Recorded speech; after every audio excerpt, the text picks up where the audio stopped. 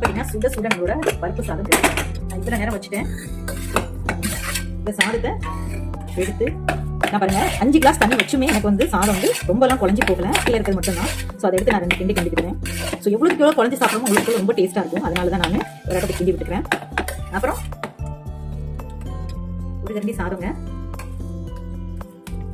அவ்வளோதாங்க. இதில் ஊறுகாய், ஆனியன் நமக்கு என்ன இருக்கோ அதை வச்சு சாப்பிடலாம்.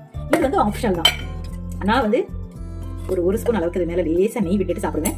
ஏன்னா ஒரு சிலவங்களுக்கு நெய் பிடிக்கல அப்படின்னா அவங்க இதை ஸ்கிப் பண்ணிக்கோங்க. எனக்கு ஒன்றும் பிரச்சனை இல்லைங்க, நெய்லாம் வச்சு சாப்பிடுவேன் அப்படின்னு சொன்னால் இந்த மாதிரி வச்சு சாப்பிட்டுக்கோங்க. நான் வந்து இது கூட கொஞ்சோண்டி கூழ் வடகம் நான் வீட்டில் பண்ணது. ஸோ நான் வச்சு சாப்பிட்டு என்ஜாய் பண்ண போகிறேன். ஸோ நீங்களும் இதே மாதிரி உங்கள் வீட்டில் பருப்பு சாதம் செஞ்சு சாப்பிட்டு பார்த்துட்டு எனக்கு கமெண்ட் எப்படி இருக்குன்னு சொல்லுங்கள். ரொம்ப ஈஸியான ஒரு டிப்ஸும் கூட, ஈஸியான ஒரு சமையலும் கூட. ஓகேவா? ஸோ நீங்களும் இதை வீட்டில் ட்ரை பண்ணி பார்த்துட்டு எனக்கு கமெண்ட்ல சொல்லுங்கள். ஸோ இந்த வீடியோ பிடிச்சா லைக் பண்ணுங்க, கமெண்ட் பண்ணுங்க, ஷேர் பண்ணுங்க, சப்ஸ்கிரைப் பண்ணுங்க. தேங்க்யூ ஃபார் வாட்சிங்.